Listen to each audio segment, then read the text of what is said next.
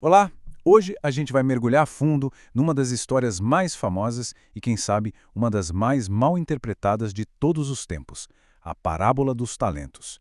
É uma história antiga que fala de gestão, de risco e de umas consequências bem surpreendentes. Vamos lá? Vamos decifrar isso. Para começar, vamos direto ao ponto. O centro de tudo aqui é a ideia de que algo de um valor imenso foi confiado a alguém. Não estamos falando de trocado, não. A responsabilidade aqui é gigantesca. E aqui já vem a primeira grande virada de chave para entender a história de verdade. Porque olha só, quando a gente escuta a palavra talento, o que vem na cabeça? Uma habilidade, né? Tipo, tocar um instrumento, pintar. Mas não. No contexto original, um talento, o tal do talenton, era, na verdade, uma unidade de peso e uma unidade de um valor altíssimo. Isso muda tudo. E que valor, hein?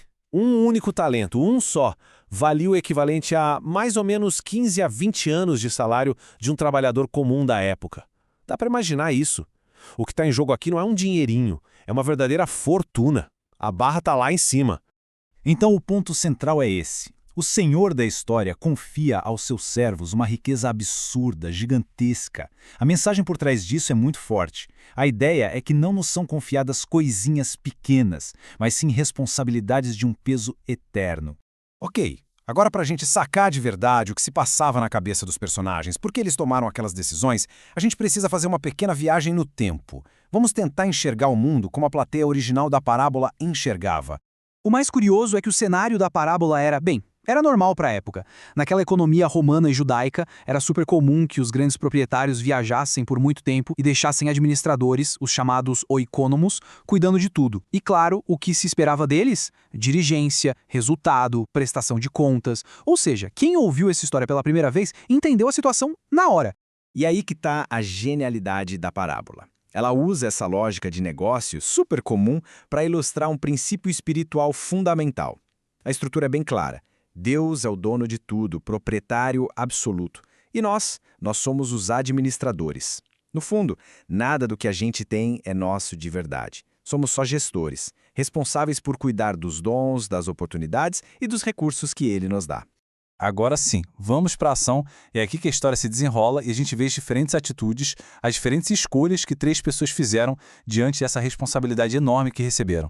E tem um detalhe aqui que é importantíssimo. A distribuição dos talentos não foi igual para todo mundo, foi a cada um segundo a sua própria capacidade. Isso é muito interessante porque mostra um princípio de justiça, de uma expectativa que é proporcional. Não se exige de todo mundo a mesma coisa, mas sim uma fidelidade na medida daquilo que foi recebido. E a partir daí a história nos mostra dois caminhos muito diferentes. De um lado, os servos que foram fiéis. Eles, na hora, botaram a mão na massa, foram trabalhar para multiplicar o que receberam, uma fé ativa. Do outro lado, o servo que ficou com medo. O que ele fez? Enterrou o talento. Ele escolheu um caminho passivo, o de só preservar, em vez do caminho ativo, que é o de produzir. E isso tudo nos leva ao grande clímax da história, a hora do acerto de contas. É nesse momento que todas as nossas ideias modernas de melhor não arriscar, jogar pelo seguro, tudo isso é virado de cabeça para baixo. E aí fica aquela pergunta no ar, né? Por que não fazer nada foi considerado tão errado assim? Poxa, o cara não perdeu o dinheiro, ele devolveu exatamente o que recebeu. Onde é que está o problema? A resposta, como sempre, está na motivação. O texto mostra que o terceiro servo agiu por medo. Medo baseado numa visão toda distorcida, uma visão dura do seu senhor. E esse medo levou ele a uma paralisia espiritual.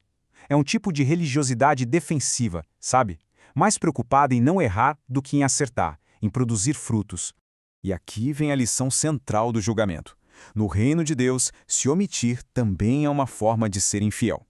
Não ter produzido nada foi visto como algo tão grave quanto ter perdido tudo. A negligência e a inércia têm um peso moral gigantesco.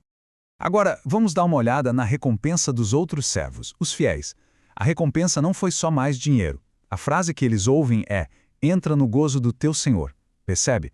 A recompensa é relacional, é sobre participar da alegria, do sucesso do chefe. Isso mostra de um jeito brilhante que produzir no reino não é sobre acumular coisas para si, mas sobre entrar na alegria de Deus. Certo? Muito legal a história, mas como é que a gente traz isso para a nossa vida, para o nosso dia a dia hoje? Vamos ver como essa história se traduz para o século XXI. Os talentos de hoje em dia podem ser muitas coisas. Pode ser uma empresa que alguém construiu, pode ser um conhecimento técnico super especializado, uma posição estratégica no trabalho, uma rede de contatos, capital financeiro e até coisas como o nosso tempo produtivo ou a influência que a gente tem nas redes sociais. Tudo isso são recursos que nos foram confiados. Bom, estamos chegando ao fim.